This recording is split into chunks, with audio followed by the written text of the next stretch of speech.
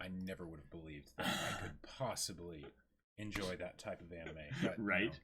Yeah, yeah. seriously. Hello, everybody. Hi.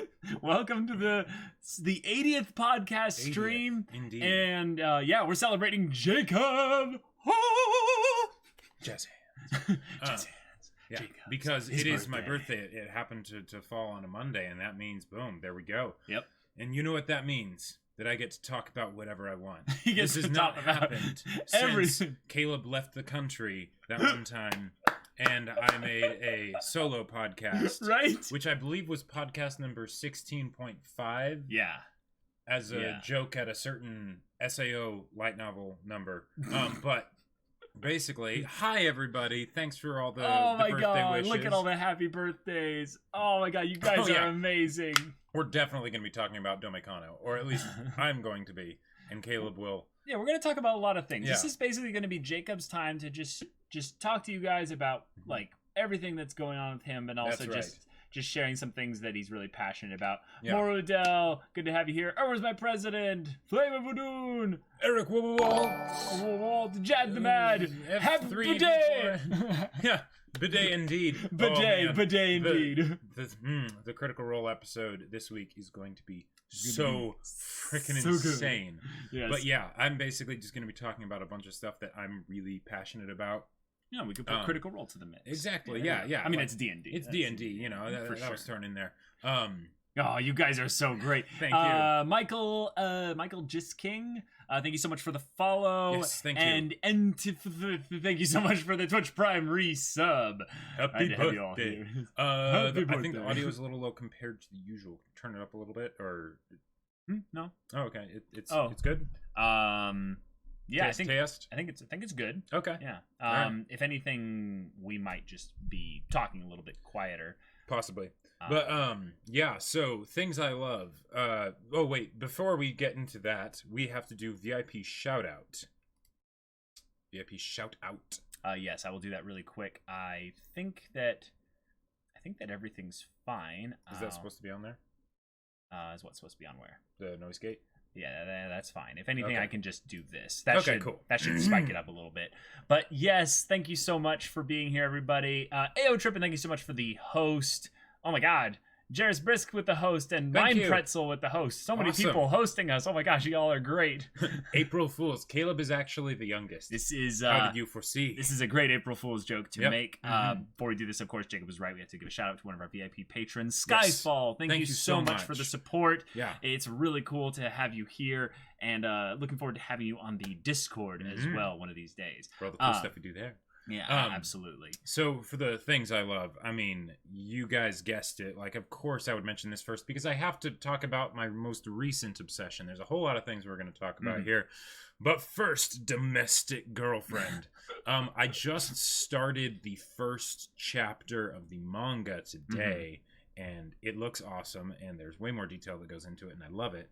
But if you don't know about Domestic Girlfriend, it is an absolute trash fest of a show, but it's good trash fest is the thing. The premise, you know, I've said this before, but it's absolutely golden. High schooler who wants to be a writer. No writer. No self-insertion there. Even though the writer, the actual mangaka, is a lady, and only someone of immense talent would be able to come up with the insanity that is this show. Basically, he has a crush on his teacher. Nothing can come of that, right? Because he's depressed, because he'll never be able to be with her, he ends up hooking up with a girl. Now, fairly straightforward so far, right? Except that then his dad tells him the good news. He's getting remarried. And the family is going to be moving in to stay with them, like tomorrow. And the family is, that's right, the mom, the teacher, and the girl he slept with. Antics ensue. The plot moves along very quickly. There is very little plot, so to speak, because this is no, it's a show. Yeah. I love that everyone's like, oh wow, this is a thing. Yeah. And you have like totally gotten into this show and stuff. And this is one that like I I have no knowledge about and stuff, but I love how passionate you are. One day, Caleb, we will have to watch it. I have never laughed so much at a show when there was not really anything happening, just because of the inherent ridiculousness of what is going on. But the thing is, the characters all do a very good, well, they try to do a good job given the circumstances. They don't succeed, and that's, part of why it's amazing. Gotcha. But they treat the characters properly. It's great. And basically it just finished the anime run, so now I'm going to the manga, which is going to be a ton of fun. Oh my gosh. I highly recommend you guys check it out if that kind of craziness seems like it might be interesting. Right. Every time I hear that someone else has been basically indoctrinated into this new craze, I do a little fist bump. Yeah. Or fist pump? Yeah. Daiki, thank you so much for the tier 1 sub for your 5th month in a row. Happy birthday, Jacob. Thank you, Daiki. Daiki, appreciate it. But yeah, someone's asking if you started watching Domestic Girlfriend because of Gigguk. Indeed. He was talking about it on one of the monthly hangouts, because I'm a patron, and he was just like, so I'm just gonna like post this image out of context, and it's basically when the main character finds out about the news, so naturally he tells his best friend, who is awesome, by the way, and it just cuts to his friend just being like, you're becoming siblings with your sensei and the girl you had sex with? Yeah, and basically that's, just an actual still frame from the show. It's wonderful. Wow. And I was like, okay, I need to find out about this. The spiciest of soap opera dramas. Oh my gosh. Like, okay. Wise Casual, thank you so much for the 100 bits. Birthday cheers! Thank you. For the next probably little bit, you're the top cheerer. That's right, because it just month reset. Yep. Yeah, but, yeah. I basically, I was like, hey, Caleb, there's this show that I think we should maybe put on a poll. It's a bit of a disaster from what I hear, but it seems like it would be amazing. And he's like, no. So I watched it on my own time, and it was so much fun. And by the way, the people on the Discord in the spoilers Domestic Girlfriend, because I added it because I really wanted to, they are absolutely awesome. They took the video that Gigguk did on Domestic Girlfriend, edited out the spoiler stuff for other shows that we're watching and whatnot, right, and then basically posted it so that way I could watch it and remain unspoiled. And that video is absolutely incredible. There's a part where he talks about the different Scoville unit scales for this show. Oh yeah. And he goes through all these crazy things, and it's some crazy stuff. And then he's like, now here's the thing, that's all in one episode. Oh, and it's the stuff that happens in this show, it's wonderful. Guys, it is actually his birthday today. No April Fools. Yeah, it is actually my birthday. Jacob's birthday today. Turn he has to today. deal with this all the time. Yep. April 1st was his day of birth when he emerged from the womb of my mother. It was April 1st, and my dad, myself, well, I wasn't that old at the time, we all have taken advantage of that fact for 20-something years. I mean, he's 24 now. 24. But I don't think I started making jokes about it until he was around 3 or 4 and actually understood what April Fools meant. And here's the thing, though. Our dad never let us do pranks because, he went way too crazy with it when he was a kid, apparently. And it got out of control, Escalation was a problem, right? So he never let us do pranks. And it was the most crushing thing as a kid to know that April Fools is my birthday. And you can't can't actually do pranks. That didn't stop us from doing pranks. I mean, he said don't do this, and we were like, but we can do this then, right? Yeah, but the thing is, I was such a stickler for the rules as a kid. I was a total goody two shoes, and if the parents said that, I would play with the particular verbiage. I know, that's my point. That's my point. Is that you were already born to be a rules lawyer. You would do they don't cross this line. You're like, okay, I'm gonna come right up to you. And I prefer rules traditionalist and not rules lawyer. Yeah, if you've seen that. You're right about everything. It's your birthday today, so yeah. Gooey with the 1,000 bits! Thank you so much. Oh, Gooey! What a bro! Thank you so much. Thank you. Oh, wow. Oh, you have the same birthday as Rooster Teeth. Oh, really? That's pretty cool. Okay. Nice. Cool. Caleb looking at newborn Jacob. Is that supposed to be an April joke? So Jacob has the same birthday as my doggo. I don't know what to feel. Nice. then is that not the cruelest prank of them all? Being born Potentially. on April Fool's? Yeah. Yeah. Yep. Rules Lawyer, that's a Magic the Gathering unstable card. Oh my god, Yu-Gi-Oh! 3D Master, you're hilarious. But yeah, so Domestic Girlfriend, I highly recommend you consider it and maybe check it out because it's so much fun. Like, I can't remember the last time I was able to turn my brain off with a show and enjoy it so much, but at the same time still have it surprise me. So, yeah.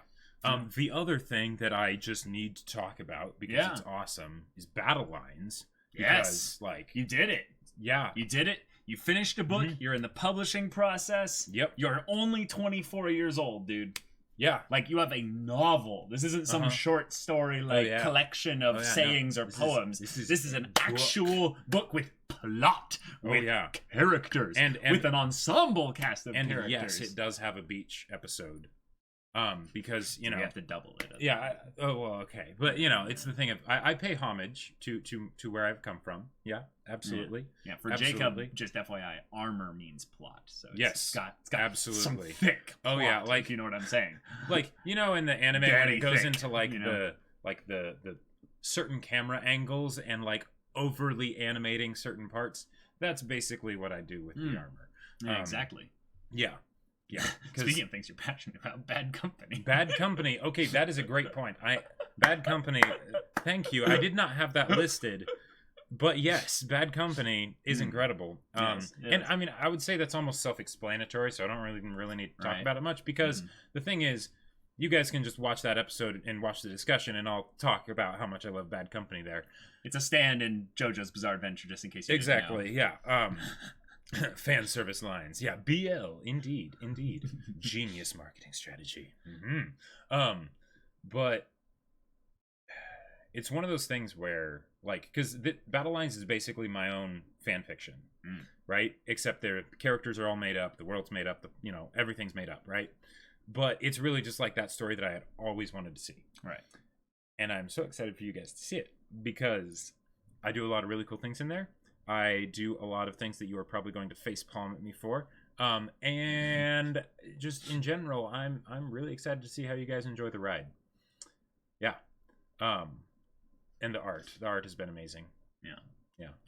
Pretty awesome. I'm really excited to see who is your favorite character by the end of it. Yeah. Because this guy hasn't read it. Yeah, I've specifically not read it so that I can have at a point a book club that I'll lead with some of the people in our Discord, and then we'll go through the book not only together, but like I'll probably read ahead like as fast as possible because I'll probably get the first copy, or at least I'll get one of the first few copies because you'll probably get the first one. Well, sure, yeah, naturally. But kind of go through that with people and encourage like discussion and things around it. And I am absolutely looking forward to any and all fan fiction and fan art. Yep. Yeah. All of it. Ship all the characters as much as you want. I tried my best to give you guys plenty of ammunition. He is knowledgeable about these things. Yes, well, indeed. At the same time, making sure that there is very much like canon ammunition as well. So cool. Very cool. Chemical Co, thank you so much for the follow. Glad to have you here. Thank you. So y'all, I just wanted to let you guys know, like, Jacob's pretty awesome. Like, Jacob's pretty cool. Like by the way, we're brothers in this whole thing here, but sometimes I think Jacob doesn't get enough appreciation. And one of the little traditions that we've had as a family is basically we take a few minutes to have everyone just shout out something that they appreciate or one of their favorite memories about Jacob. So I want all y'all who have your favorite memories or something that you really like about Jacob to just go ham in chat. Yes, Jacob best bro. Let's make it real. Gooey with the 100 bits. You gave the bits. It must be true. You heard it first here. Jacob best bro. Yeah, clip it, ship it, stamp it, make it so. When can we get a Battle Lines body pillow? Oh my god. I want those made. I need those made. I need them like for myself as well as for you guys. And there's all the amazing art. So like that wouldn't be too tough, I would hope. Yeah. Yes, Jad the Mad. All maniacal Attack on Titan laughs. Jacob Unhinged is a sight to behold. It's amazing. Yes. I love his big muscles, his giddiness, The fact that Jacob liked Oremo earns him my respect. Jacob's cackle in Attack on Titan Season 3, Episode 12. Yes, when the ED happened. Attack on Titan Scream. Jacob being so passionate about the Attack on Titan manga. As a huge SNK fan, I love that. The Attack on Ahegao Titan. shirt. Oh, yes. Jacob's secret love of trash is amazing. When he put on the Ahegao shirt. I like that juzzled jaw. Oh my. Jacob's poker face during the entire Berserk anime reaction. That was tough. Jacob has a quote for everything. I love that. Oh, you meant to say Chisel. chisel. I was gonna say juzzled. What does that mean? Let's get this new word out. Juzzled. This will be Juzzled. like whenever your jaw is chiseled, it's juzzled, you know? Yeah. Yeah, it makes perfect sense. Ooh. VO body pillow needs to be full of metal chunks to simulate hugging armor. Oh, there you go. Yeah. His recommendation of Domestic Girlfriend. Watching that was so much fun. Yes. Jacob references, Yes. oh my, how lewd. Me, I see you're a man of culture as well. Jacob peeking at Caleb in Berserk. Oh, okay. Wait. The one that stood out to me so much was when he was you were talking about the nobles, like yes. and you were like, oh man, they're trying to sabotage everything. That man, they're gonna end up getting burned. Oh, And I was like, oh, that's right. I was like, he doesn't realize. Yeah, I was meaning like it comes back to bite them, not necessarily like Literally getting burn. burned to death. Oh Yeah. my god. Uh-huh. Jacob's also a man of culture when it comes to waifus. Oh, I thank you. This is true. Yes. This I is mean, true. I have to agree with you there. Yeah. Jacob being an absolute mad lad in your Lion April reactions, carrying the conversation because Caleb is too emotionally compromised. Yeah, I mean that. Yes, that, indeed. that ending, like not the ending of the show, but also just the ending sequence. Like, wow. So, yeah. is there any chance to get Battle Lines if I couldn't support the Kickstarter? Yes, absolutely. Because I didn't want to have to deal with all the haggle and craziness of actually like building a website that would do the processing of the orders and everything myself. Right. I did the Kickstarter for the pre-orders. Because of that, the Kickstarter had to end at a certain point, right? Because that has to happen. So now it's basically just as soon as I can get the copies delivered and then sent to Amazon so that they can distribute them. And then there'll be a page that will right. blast everywhere. I got the first proof copy a while back. You guys might remember us unboxing that, and there were some things that needed to be changed, like the cover being like lightened up and stuff, and a page that needed to be removed. Yep. I was able to finally hear back from the formatting people, and they got that all fixed up. So now that second proof copy is on the way. Hopefully that'll be all good, and then I'll be able to order a bunch of copies. 10 out of 10 that will info. then go to Amazon. Yeah. Awesome. Daisuke, it's just relaxing to talk with him. He has a feel-good personality and open-mindedness. Oh, what Thank a bro. you, Daiki. Oh, I love how you are so spot on when predicting JoJo and that weird laugh of yours. I watched A Silent Voice because he told me to, and that was pretty good. Yes. That is actually the next one on the list of things that I love. So, yeah. Oh, Zampassion, the blonde prickly face big O. Thank you. Jacob, you have such an aura of joy. It makes my day. Oh, Thank you so yes. much. Keep it coming, guys. Everything, favorite memories or things you love about Jacob. Since Jacob has Domestic Girlfriend as the highest recommendation, I have for his birthday, Cutie Honey. What is it, you ask? The beginning of Magical Girls that was created by Go Nagai, creator of Devilman, ecchi fan service, and mechas. Oh my. Oh my. Yes. I also watched Silent Voice because you recommended it. Yeah. Hey, Yura, good to see you here. Yeah. The message. Oh, man. Yeah. Jacob was also an inspiration for me to start a degree in English and try to write my own book. Don't know how it's Whoa. going to work out, but hey, gave me the confidence to try. Oh, Thank Wally, you so much, that's Wally. so good. You go. Oh, Go. yes.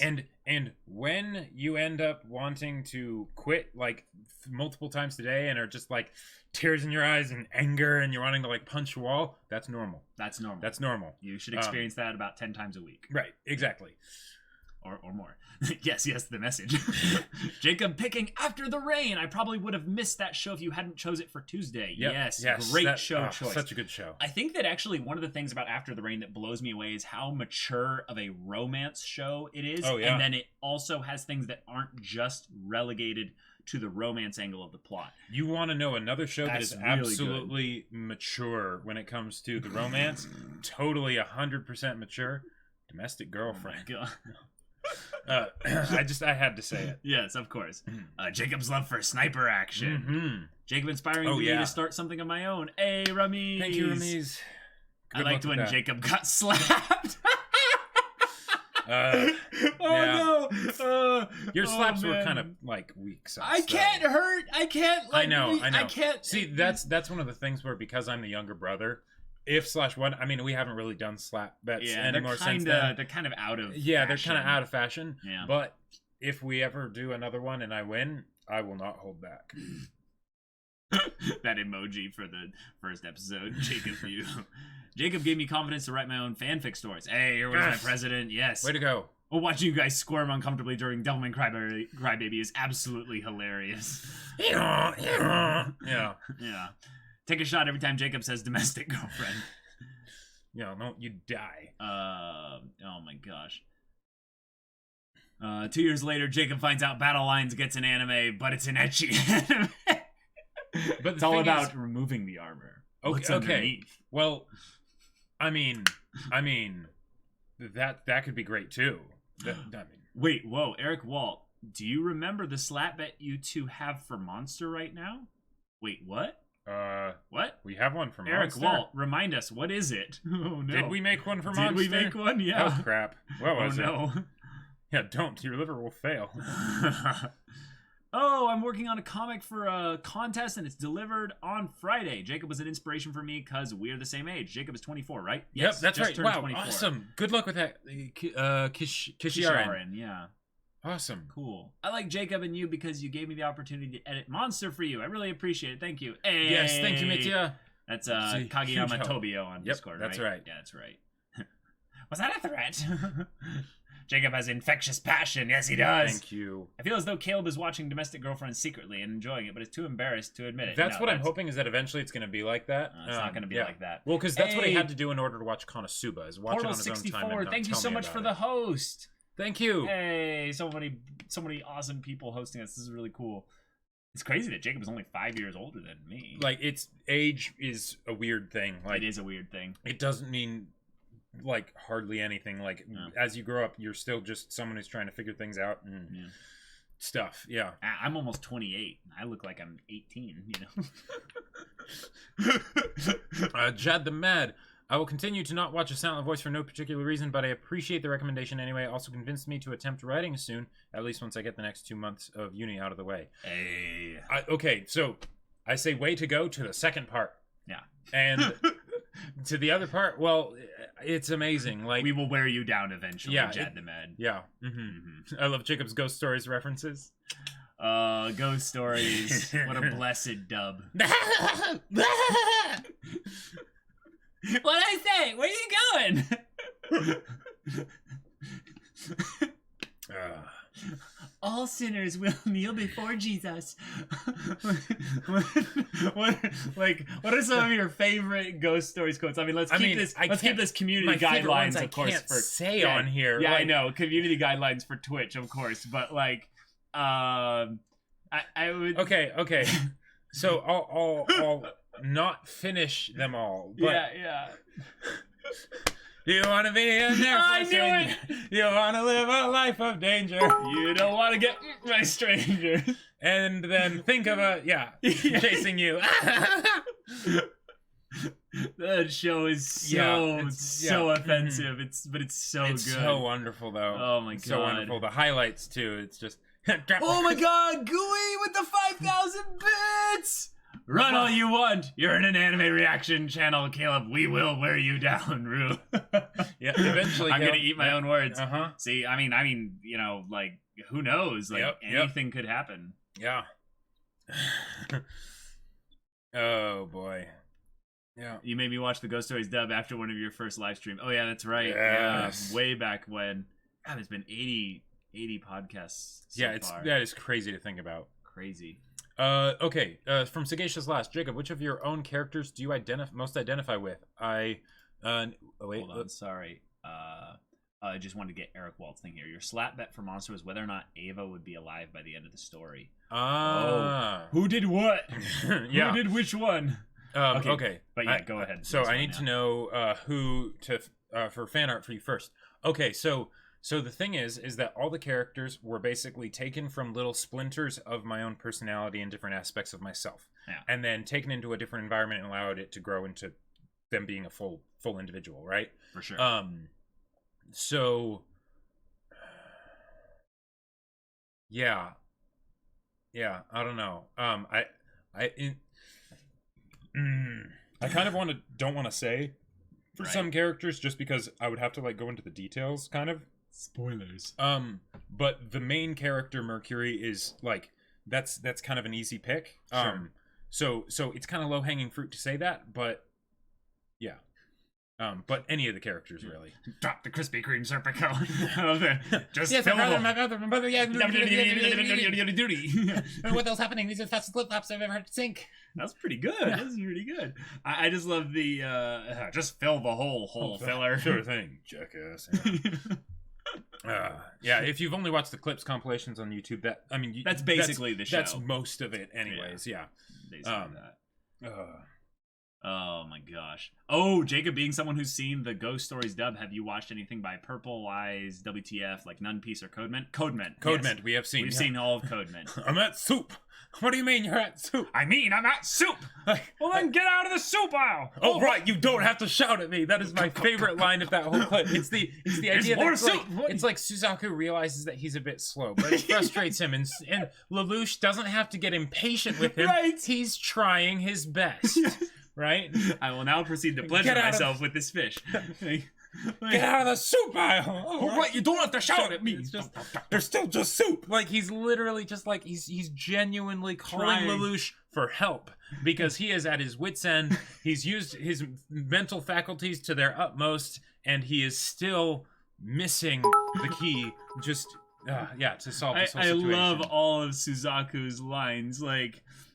This rice cake tastes like wet G.I. Joe. That's because it's plastic. Oh, well, my body still needs nutrients. Suzaku, no, it's me. No, it's not because I'm me. And that makes you not me. All right, Suzaku, we know you didn't kill Clovis. He shouldn't die. Okay, you're an asshole. Bite me, Banana Man. That doesn't even make sense. I'll make you make sense. And he just makes a Vuvuzela noise like for the next 20 seconds. Oh man. XV Ethan with the 500 bits, yo! Attack on Titan 312 laugh will forever be undefeated. Happy birthday, Jacob. Keep being you, dude. Thank you. Okay, so here's the thing. Oh, one more. Hey, 11 with the 100 bits. Happy birthday, Jacob. Thank you so much. So with the Attack on Titan 312 laugh, I was actually like when I went back and edited the episode, right? I was a little bit like insecure of like, oh man, I sound really like a crazy person right there. So it's great that you guys enjoyed it so much because there was a part of me that was like, oh my god, did I really do that? I mean, wow. Oh man. Yeah. It was the little things that were just so perfect about that. Mm-hmm. And you manga readers know what I'm talking about. Sagacious Lass, have you guys watched Octopimp's 50% off? We've watched a little bit of it. I've watched. You've watched the whole thing. It is unfortunate that he canceled it. Yeah. Because the Council of Harus, that is just one of the best things ever. Like there's a side plot going on all inside this crazy dude's head with the different versions of his personalities and everything, and betrayals and coups, and I love it. Right. Yeah. You should watch Garzy's Wing. It's like Ghost Stories, but unintentional. I have heard of Garzy's Wing. Okay. I've seen clips of it and how awful it is. Yeah. We keep getting mentioned in subscriber room here. Oh, it's probably... I honestly don't remember who you chose which. I'll have to go back and watch the reactions. Gotcha. Okay. For the whole slap bet. Well, that will be interesting. Will Ava live or die? Man, well, I mean, she went to go get a gun recently. But the fact that they're putting it off so much, it's like, well, but she might not die because they might just do something if Tenma saves her again. Or Lung saves her. Okay, here's the thing. If I bet that Ava would die, right, and she doesn't die because she gets saved by Lung, that I would not mind getting slapped like that. That would be great. Like they are my OTP of monsters. Seriously, yeah. Oh, y'all's JoJo reactions are to die for. Your timing might be just enough to catch up to the start of part 6. Who knows? Oh my god. There's so much JoJo still, Jacob. JoJo's just keeps It coming keeps going. out. On and on it goes. Because I got into anime abridges before anime, is that why I'm such a degenerate? Well, Gooey, I think actually in a ways we kind of got into those at the same time as well, because we watched Avatar: The Last Airbender abridged right after we watched Avatar. Yeah, because we were just watching everything Because Avatar. Yu-Gi-Oh! Abridged was coming out as a big thing around the time we watched Avatar: The Last Airbender. Right. Probably about a year before, so there were a lot of copycats that were going around and stuff. Mhm. But one of the people that ended up working with DBZ Abridged was the one that did the original right. Avatar: Yes. The Last Airbender Abridged. Yep. So it was 'Cause like they were like the Avengers Assemble. Of yes, bridges. of like abridged people, and Yep. it was just so cool to be like, wait, Gang Shba, like Yeah. it's like Gang Zizba or whatever, Mhm. was like Yep. one of the people that did that. Now they're Yep. doing DBZ Abridged. Oh my god, like abridges are something that I'm sad are dying out, but Yeah. It makes sense why I they look are, back but on yeah. them so fondly. Mhm. Oh, Freaking I have not YouTube. watched Monsters so far. So about 30 seconds, I was really confused. Wait. I think you were talking about Evangelion. Yeah. See, the thing is that okay, if Ava dies, I'm going to title that episode as the reaction, the end of Ava. Oh wait, yes, Zeb Passion, you're right. I don't know when it was. I don't know when. I think it was in a Berserk stream, but I swear to God, you guys made a reference to Big Man's Bakagenyo 3's Avatar parodies. That is 100% true. Sozen's Big Ball of Fire Yes. is a pleasure. Absolutely amazing. Yep. Like, Yep. yes, I just made a new holiday meal. My bum hurts. Oh my yeah. God. There are so many good like little abridged kind of mini things that they're not really like series and stuff, but Avatar had a couple that never really fully picked off, like took off, I would say, because Nickelodeon and their parent company Viacom is horrible for copyright taken down. like But, they're ruthless. Battle Lines Bridges, that would be amazing. I don't know how you'd abridge a book, but Like like get the audio from the eventual audiobook. sure. There you Well, go. but Oh wait, Bridges, you redo the audio. You could take the character Sure. like art and then basically just have like, you know, skits where you dub it over of them like Okay. talking to each other and stuff. And, you know, you can get Possibly, creative. yeah. Yeah. Okay, so the next thing on the list of things that I love to talk about, because this thing has to be mentioned, is a silent voice. So here's the thing. When I first watched a silent voice, that was at a time in my life where I innocently, naively thought that basically I had kind of watched everything worth watching. And the big issue that I was having, which was something that like I was constantly thinking about with regards to storytelling, you know, for writing and stuff, is that I didn't care about main characters. Now, maybe it was because there were a bunch of like wet bread protagonists out there, For you sure. know, because those do exist. But it was one of those things where even if there was an otherwise compelling story that like if I had watched it earlier in my story consumption career, I would have really gotten into. I wouldn't anymore because I had already seen a ton of stories, and it's like, oh, okay, you know, like when I watched the first episode of Attack on Titan, For sure. I wasn't very impressed, even though Attack on Titan ended up becoming one of my absolute favorite stories ever. This is early on in his anime watching time. Yeah, guys. like yeah, Attack on Titan was like the third show you ever watched. exactly, and that it's something. Well, no, not For the third. anime. Not the third, but it was the one that got me to go out and find more stuff, and this had been something that had persisted for a long time, and you know that feeling had become more and more infrequent, more and more rare. You know, as I watched things like Toradora and stuff, it'd be like, oh yeah, awesome, but then you know, then the stretches in between those experiences would get longer. And then I watched A Silent Voice, and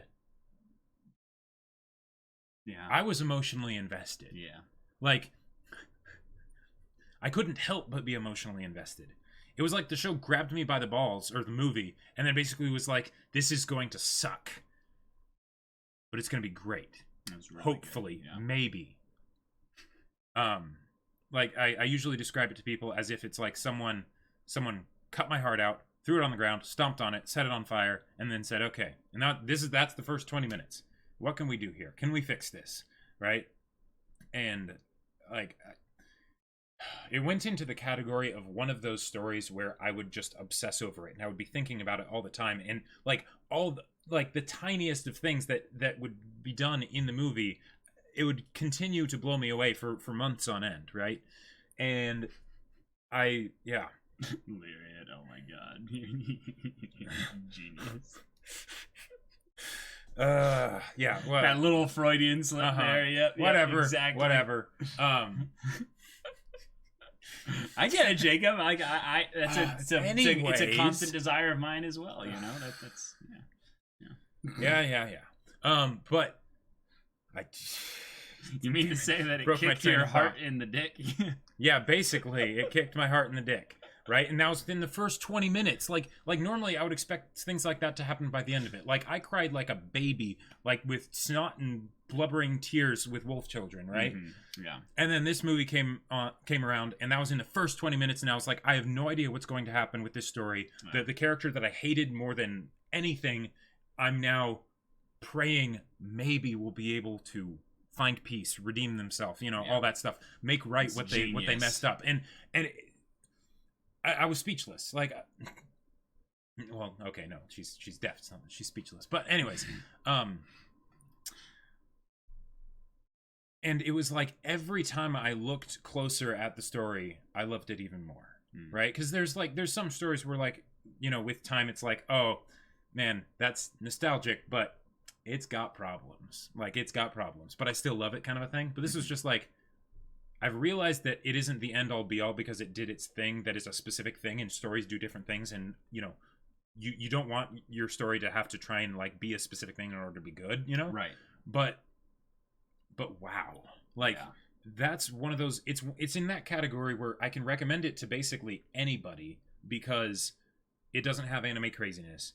The lessons and everything that the story goes through is stuff that I feel like everyone needs to hear, right? And it tells it in such a way that I feel like it's really tough for people to not be receptive to that along many different spectrums, both of the whole idea of the bullying and everything and the idea of redemption, and just all the stuff that happens and the way that the people who seem like everything's okay might not be, right?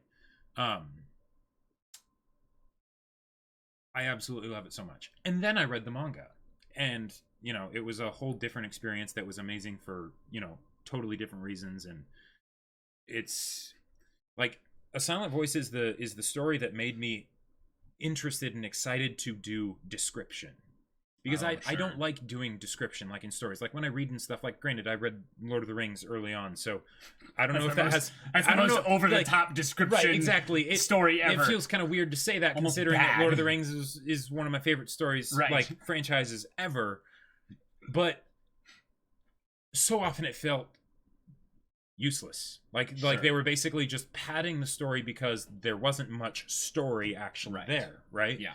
And then A Silent Voice comes along, and the subtlest of little things and frames that they do, and what they do with the music and the silence and everything, it blew me away so much that it's like there are so many scenes in Battle Lines where it was basically like I was just listening to LIT from A Silent Voice just on repeat, just like that, or LVS, just being like, I want to capture that feeling that good description can give, right? But yeah, like, so A Silent Voice, it's amazing, and introducing it to people that are not into anime is so much fun. Yeah, because they're like, oh yeah, it's gonna be some dumb cartoon, I'll entertain Jacob, right? And then by the end they're most likely in tears, and they're just like, what was that? What was that? Yeah. GUI Engineer, thank you so much for the 100 bits. You can do tales like skits for Battle Lines Abridged. There you go. Sure. There you go. Yeah. Someone's saying, also, I wanted to mention in one occasion, Caleb said that he put Jacob to watch Domestic Girlfriend to see if it was trash. I just want to mention that's the most older brother thing I've heard. Put the young one to do stuff you don't want to do. I mean, he was still interested in watching it. It's not like I was saying one of us is going to watch it, so it might as well be you. In a lot of ways, I was able to enjoy it so much more because it was just like a thing of where I could like because there's this guilty pleasure. Well, I don't believe in guilty pleasures. I don't do guilty pleasures, but it was the idea that like, because if I was watching it with you, right, for the channel, yeah, there would be a part of me that would be in analysis mode.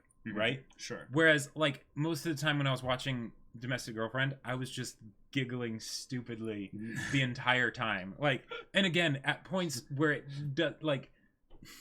didn't even make sense. Mm-hmm. And that, man, Yeah. it was so wonderful. It was so wonderful. But yeah. There you go. Oh my gosh. But yeah, A Silent Voice, amazing. And then Wolf Children. Yeah. This was actually one of the stories that helped me decide to become a writer. Because for a long time I was like, I'm going to get a real job, right? Because I'm a smart boy apparently, and need to do stuff, and I'll do other stuff that I don't enjoy so that I can save up money and end up doing the writer thing and actually like do it justice, For sure. And Wolf Children was one of the big things that changed that. Mm-hmm. The way it, like, the story in and of itself was absolutely amazing, and it made me think about what it must be like to be a parent and stuff in a whole new light, and single moms and everything. But then on top of that, the progression of the characters, and as you're cheering for the kids to grow up and realize who they really want to be and choose their own path in life, and at the same time you are sobbing and bawling alongside the mom because she's realizing, my babies are growing up. Yeah, and the same thing that you want by the end of the movie is something that you're conflicted about because of the emotional journey that is not only ahead of them, but the one you've gone on watching them do this. It's I would say something genius about Wolf Children is something also why I would say I can't actually watch it that many times. Oh yeah. Is because in a lot of ways, A Silent Voice, it's real in that I've experienced that. But I would say Wolf Children is something I am terrified to experience. Like, sure. like I think ahead. I'm like, well, wait, when I have kids, I'm gonna go through this. Oh, that hurts. Like that, just knowing that, and it's something that you're excited and you have trepidation about. I think in a lot of ways, it's cool that you have both of these films held in such high praise because it kind of makes me look at them a little bit more seriously. I would think that. If I was a little bit less open-minded, you would have gotten turned off by the Wolf Children the furry or just the furry scene. Sure. Well, not really that. Just the idea of the premise being something that I am because it's arbitrary and ridiculous, kind of, seemingly. Well, no, just that like I get stuck at premises sometimes too much. Sure, I'll like Domestic Girlfriend. There you go. Yeah, and that's something that.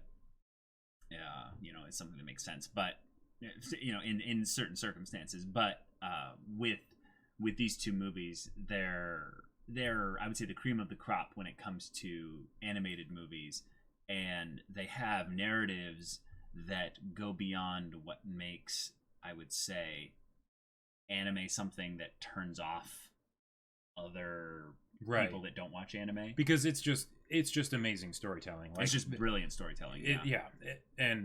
But the whole thing of and the soundtracks for both movies are absolutely fantastic. Mm-hmm. But the part at the end where it's Ame deciding who he wants to be, and Hana realizing that and looking up and reaching for him like she wants to pull him back to her. Yeah. But then at the same time, she realizes he's where he belongs, and then for sure. And then later, her being alone in the house, and it's just, it breaks your heart, but then she hears, the distant howl. Yeah. And that movie I absolutely love. Next one, Toradora. If you were to tell me a few years ago, like before I watched this series, that one of my favorite shows ever would be an anime high school romantic comedy, I would have laughed in your face. I would have laughed in your face, right? No way. There's no way. And I watched it. Wasn't really expecting much. I was just like, oh, okay. Right. And it blew me away. And it was, again, one of those ones where every time I watched it, it got better. And every time I listened to Lost My Pieces on repeat again and again and again. Yeah. Just tears. Tears. So if you haven't, if you're like, oh man, I wish there was a good like romance story where there's actually good closure and everything to what happens, and it doesn't feel like the story is taking its time needlessly. You know? I think if anything, if you enjoy a little bit of the will they won't they drama in there, Oh yeah, because that's definitely in there. that's definitely in there. But the thing is, like, it's another example of one of those stories where the whole package aspect of it that was one of the things that made me decide to have Battle Lines be a standalone novel. Right. Because you can't put a sequel in Toradora. Right, you can't like maybe you could try and do like an after story type thing, but the thing is that every episode, while there are episodes that are better than others, every episode pertains to the main point of the story, which is these two, stupid kids learning about what love really is, right?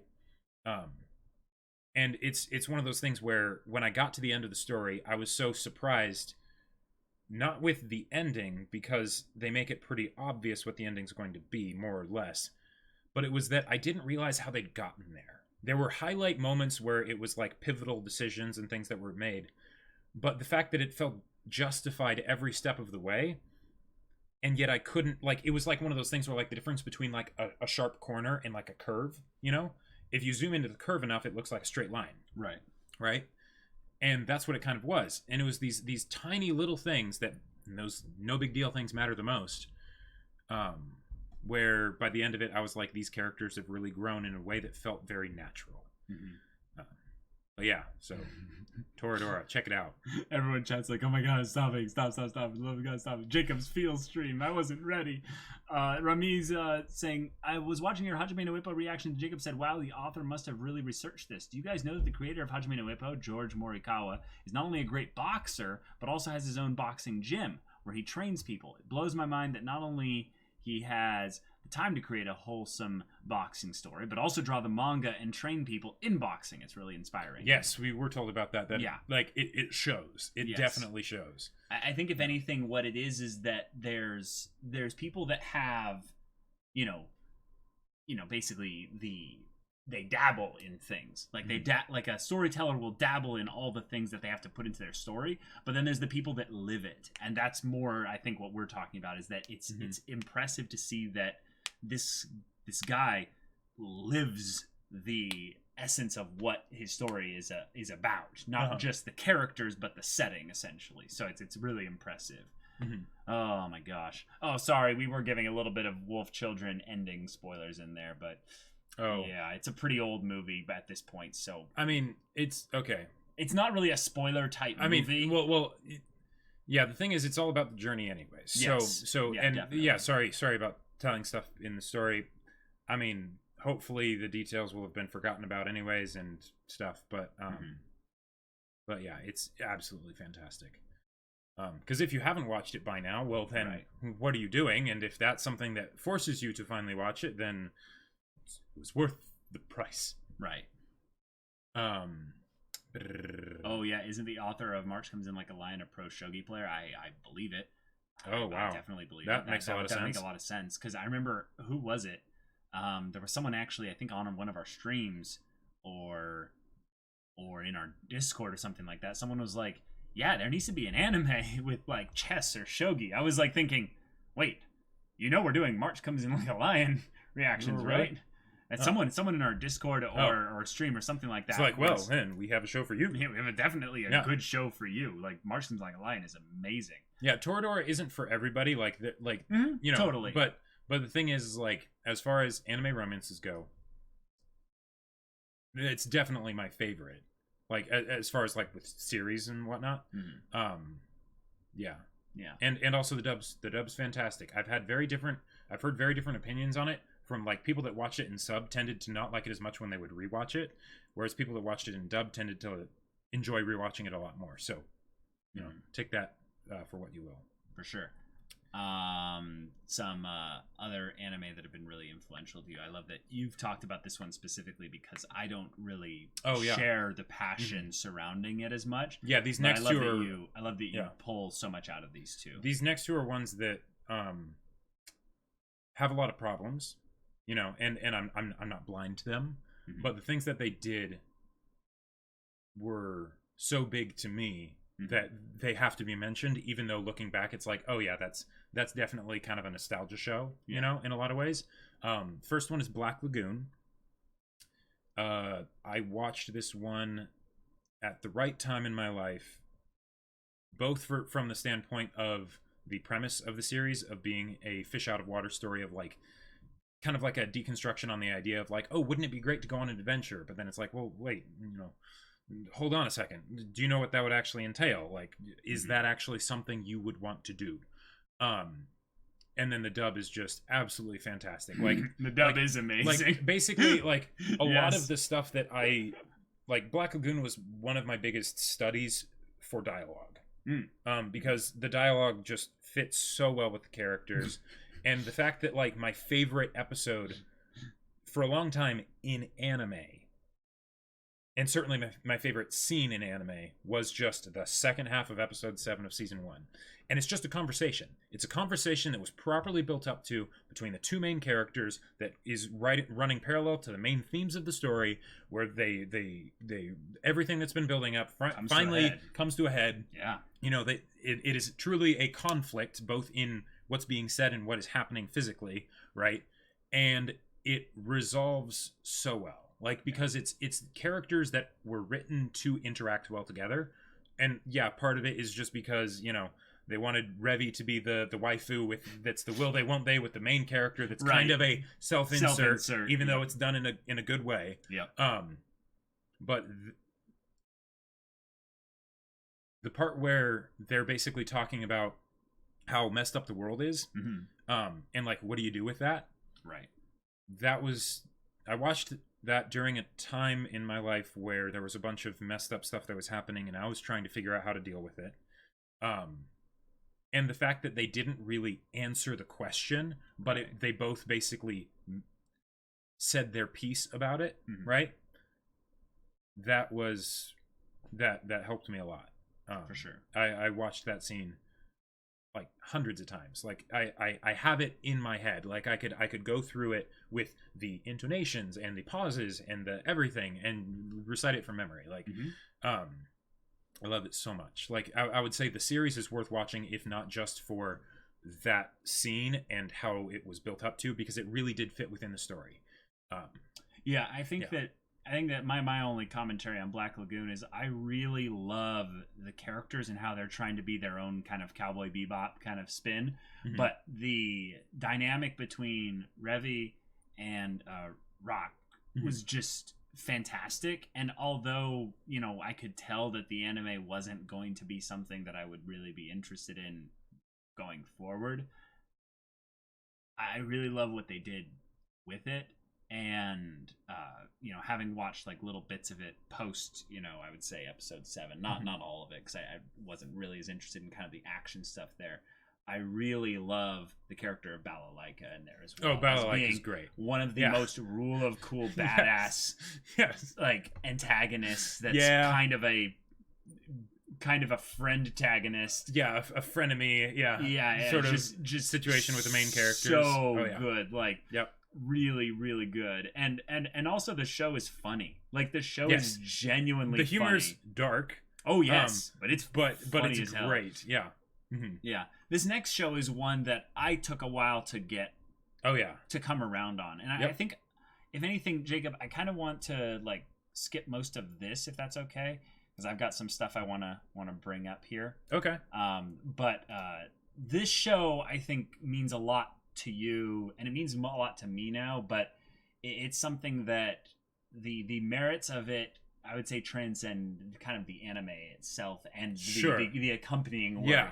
Right, because there's a lot in there. There have been a few times where I knew that I was going to love a show before I watched it, just from reading like a summary of what basic premise of the series. Right. Black Lagoon was actually another one of those.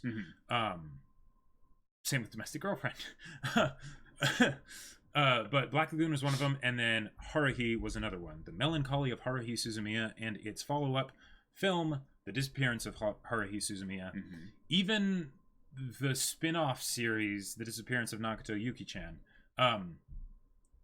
Just the idea of, there's a girl, and she's God, but she doesn't know it. And the world spins to her every whim. Yep. And when she gets temperamental, she comes close to destroying the world. all of the universe gone, right? Yep. That just that idea, I was like, oh man, they're going to get into some great stuff there, because not just the antics, but also like the meta aspects of like anytime something happens in the story, the question is it convenience, or is it that God willed it to be this way? You know, like, and it's sort of like a fun tongue-in-cheek way to talk about and not talk about the whole question of, is there a God, right? You know, right. And I loved it so much. The dub with Crispin Freeman as Kyon and Wendy Lee as Haruhi, and like, oh, that was absolutely amazing, absolutely amazing. And the thing is like, I think this was the first time where I had a specific scene, like specific little things that would literally keep me up at night. Like, because with things like Black Lagoon or Attack on Titan or things like that, I loved them and I would get super like crazy passionate about them. Yeah. But I watched Haruhi for fun at first, right? Yeah. And then I watched the Disappearance movie and it blew my dang mind. Yeah. And then I rewatched the show. Yeah. Not Endless 8, but I rewatched the show. Not Endless 8. No. Just because, you know, it was fun, right? And then there was this whole other story that I picked up along the way, like that. Oh, nothing. What? Nothing. Okay. Nothing.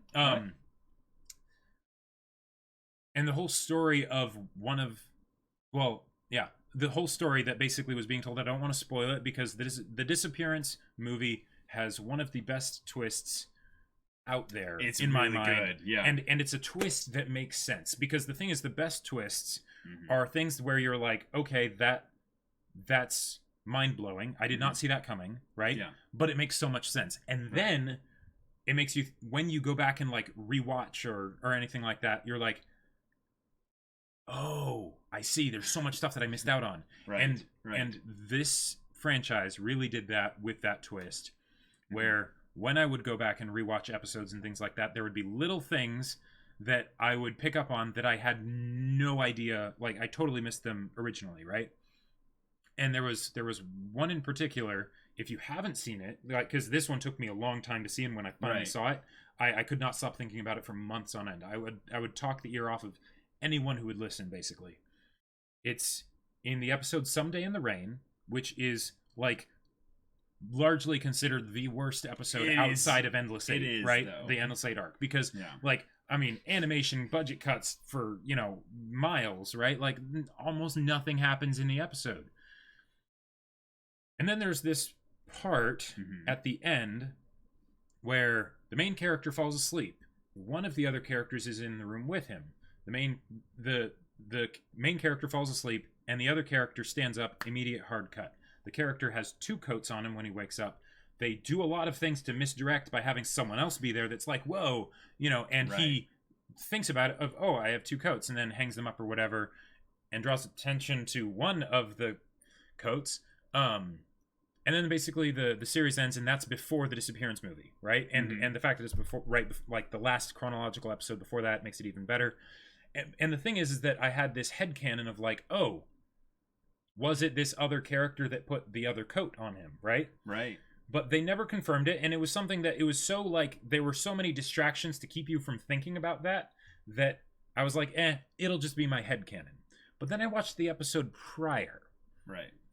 And after the ending sequence and everything, they have the next episode. Yeah. The next episode is spoken by the character who I had this headcanon about.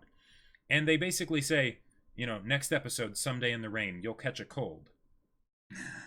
It's like they're basically saying the entire point of this episode is something that is hidden, and they don't let you know that that's the entire point of it. But then if you're willing to really look, and you're not even like meaning to find it, they'll hide something in there. So they're basically saying, yes, that is what we were intending all along. I was then promptly disappointed when I read the light novels, and I realized just how much they improved it from like the source material to make the series. But that scene, that little bit, it drove me crazy, literally for months. I remember that on end. Yeah. I wouldn't be able to sleep. I was like, how did they do that? Like, because it's something that seemed like would seem like such a bad idea from a traditional story perspective of having something like that be hidden, when you sacrifice like an entire episode just to do that, right? Yeah. But they did it. they And did a lot it. of people probably wouldn't know about it and would still hate that episode, Someday in the Rain, right? Mm-hmm. They'd think about the episode prior and be like, yeah, that one's way better. It's crazy, right? It is. And I wasn't going to let you finish, Jacob, but Okay. I have to say something here real quick, y'all. It wouldn't really be a birthday stream without, some kind of thing for Jacob being given. Something that would be kind of fun for him to have to make a decision about and stuff like that. Okay, if you're okay, you said something today that seemed a bit strange. If that's what it is, then I take my hat off to you, sir. Okay. All right. So, here's the thing. So, And by the way, if that is what it is, then you need to work on subtly like getting information, because that was so like something's up here, like yeah. I know. I'm not a very subtle kind of person. Like, no, I can't hide this or anything here. So, y'all, Jacob has a lot of passion. He has a lot of things about him that really, really I admire and inspire me in a lot of ways. But one of the things I can't help but kind of want to do a lot of times is share and experience that passion and kind of catch that wave when he's on to something really really, really special. So Jacob, you have a choice. A choice. Yes. Okay. I am giving you essentially minimum about 4 hours of my time. Maybe about 4 hours and about 44 minutes or something like that. Wait. But depending on how you want to do this, I'm going to use all the references here. You have me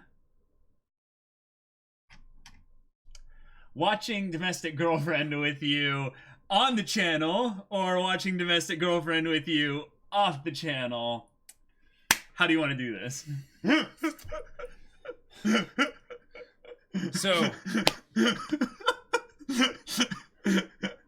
Okay.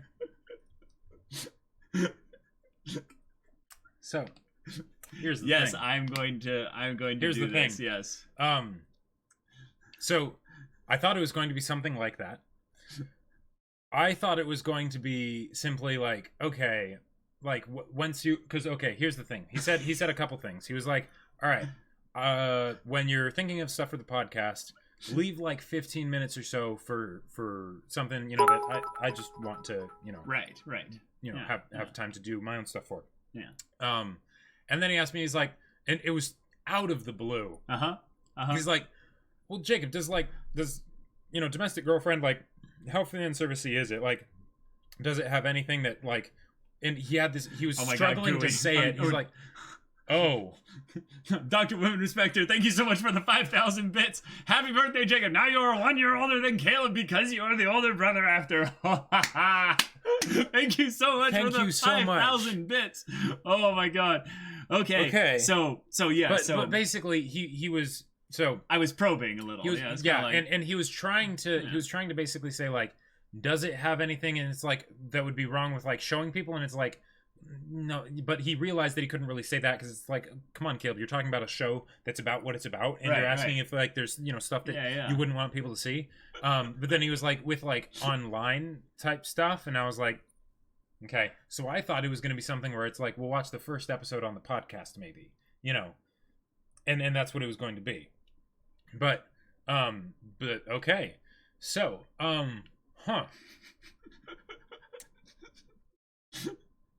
mean, other stuff for after the podcast and stuff as well. That's going to be just, but this is something that I think that it is silly of me to hold back on your just, incredible taste and letting you share that with me. It's kind of the thing of being secretly like, I know it's not really a gift I'm giving to you. It's basically me just saying like, hey, I'm not gonna like be a stick in the mud and hold back on this. I will join you in your degeneracy. So here's the thing.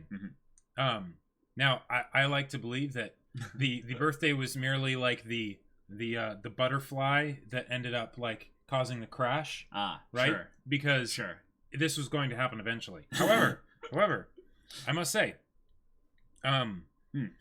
it can be easy to forget. It can be easy to not think about this, but reactions take a lot longer than just watching the episode. So he is actually offering me quite a lot of time here. Yeah, I Time know. I is the said most important minimum thing. 4 hours. Right, yeah. 40, Oh, yeah. Right, minimum. Yeah. 44 minutes. Right. Well, okay, hold on. No, it would not be minimum 4 hours and 44 minutes. Let me tell you, sir, because that implies that we would be skipping the opening and endings, and that is something that we will not do. Isn't it 13 episodes? I believe it's 12 episodes. Wait. My math is not that far off. But it wouldn't be 12 minutes or 22 minutes per episode is the thing. Yeah, it would. No. 23 minutes then. Like 24 minutes. Okay, then but, yeah, multiply. But the point is. Chat. Mm-hmm. Am I right? What is it? 12 times simple maths here. 12 times what is it? 24. 288 divided by 60. 4.8. 4.8. 4 hours and 44 minutes. Oh. Get dunked on. Okay. All right. Cool. Okay. All right. I definitely didn't want to watch Domicano and used your birthday as an excuse, Baka. So yeah, I mean, okay. I think the answer is, the answer is pretty clear. Oh, is it? Is it? Yeah. All right. Go engineer with the 100 bits. Down the rabbit hole we go. And now the end is near, and so we face the final curtain. My friend, I'll say it clear. I'll state my case, of which I'm certain. Oh yes. We will watch Domestic Girlfriend. We will react to it for the channel, and more, much more than this. You got your way. I got my way. Yes. Oh, that was so good. That was so good. Yeah. Oh my god. So that was amazing. Okay. All right. So this is happening. All right. The main thing we'll have to just double check is make sure that it's copyright safe. Right. We might have to do full length reactions. That is probably a definite just from the possibility. get-go. Yeah, because like shows are getting crazier and crazier nowadays and whatnot. I mean, if they have any common sense, they would encourage as much reactions as possible because the thing is, the kind of show this is, like, because one, it's just a crazy fun show, but with the kind of show this is, how crazy it is, man. It is absolute gold for reactions. So, yeah. And I am spoiled a little bit on understanding like certain things about the beginning premise stuff, but right, he knows the premise of the the high schooler. I mean, we talked about it this podcast. Yeah, exactly. Yeah. But Gooey engineer with the 100 bits. I'd like to think I sparked this by leveling up Jacob's degenerate level. You did level me up a bit. You did level me up a bit. But yeah. So we will figure out what kind of format this is. Wax Casual. That's a great question. It will not be on Twitch. The main question is whether or not we're going to go straight to full length timer reactions only, or if we will have this be an edited one instead. Chad the Mad, time skip 4 months. We here at Semblance of Sanity are proud to be the only hentai reaction channel on YouTube. Sorry, only successful hentai reaction channel on YouTube. If we did that, with true in-depth discussions. Oh my god, no, we would not do that. I would just say like no, clip that. Like we're not gonna go. No. Does this mean Bible Black? No. We don't need to be those reaction channels that are like we're gonna kill ourselves for views and stuff like that. Well, see, the thing is, here's the thing. Here's the thing, though. That isn't gonna happen. But if it did happen, we would actually probably have fun with it. Yeah. No, Eric Wall, thank you so much for asking about that. That's going to be something that we'll make sure we are totally safe on as well.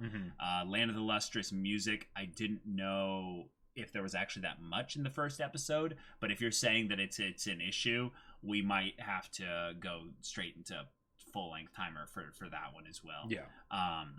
but we'll test it out and make sure. Which, by the way, y'all, little like subtle thing, just in case you didn't know. I mean, it's coming out on early access tomorrow, so it's not like everyone's going to be having it. But yeah, Hosuke no Kuni, aka Land of the Lustrous, is coming out tomorrow on early access for Patreon members. So pretty cool. And for all you non-early access people, you get the finale of After the Rain. Yes, Yeah. An amazing show. Ladies and gentlemen, we got him. Yeah, by the end of the reaction, Caleb has to choose the best waifu in the show. Oh my gosh. So, oh yeah. Well, no, I won't say anything. I won't say. No, because all of this is spoilers territory at this point. Right. Yeah. Someone buy the bulletin sent to the show so they can watch it. I'm guessing you're talking about Bible Black, right? No. Yeah. Okay, but wow. So this is gonna be so much fun. This is gonna be so much fun. Yeah. Yeah. Oh yeah. Oh yeah. Oh yeah. Oh yeah. That's Rocket Uh-huh, in Guardians of the Galaxy when he gets the big gun, he cocks it, and he's like, "Oh yeah." This is gonna be good. Oh, This is gonna man. be good. There's a lot of music in Land of the Lustrous. Ooh. Gotcha. See, that's the thing. None of the studios are really upset with you putting up visual content. It's always the music. The music people have this like vindictive, like triggered kind of thing when it comes to their music being put out somewhere. Yeah. So yeah, Yep. for sure. Yes, the channel lives. I know my fave Domekano waifu. Oh now, my god. And the thing is that once you watch the series, Caleb, then afterwards you can maybe in your own time, not necessarily the channel and stuff or anything like that, you can read the manga. The manga, because one step at a time, my dear brother. Yes. This is gonna be great. This is going to be great. See, the thing is that like this is something that I've kind of been wanting to do for a while, and you're right in that the birthday was kind of the final straw, but it was more something about I enjoyed seeing how much you got into it, and I never really had a negative thing specifically about like the idea of the show. I just didn't want like another basically, because I remember you were watching, what was the other thing you were watching that's really trashy? Was it Oremo? Oh yeah. Yeah, and I was just like, no. I mean, but like, that's not something I would want to react to either, because most of it, like in the whole second season, most of it's just screaming till you're beat red in the face. Oh my god. But this seemed to be something where you were like, this is some tasteful spice. Oh like, yeah. Let's get into the and hey, spice. you like putting Tabasco sauce on everything, even if it doesn't hey, fit. Hey, you know, whoa, calm down. And Domestic Girlfriend is Don't way have to go spicier. there. Domestic Girlfriend is way spicier than Tabasco sauce. I just got roasted so hard right there. That was brutal. Outstanding move. Yes. Oh my gosh, yes.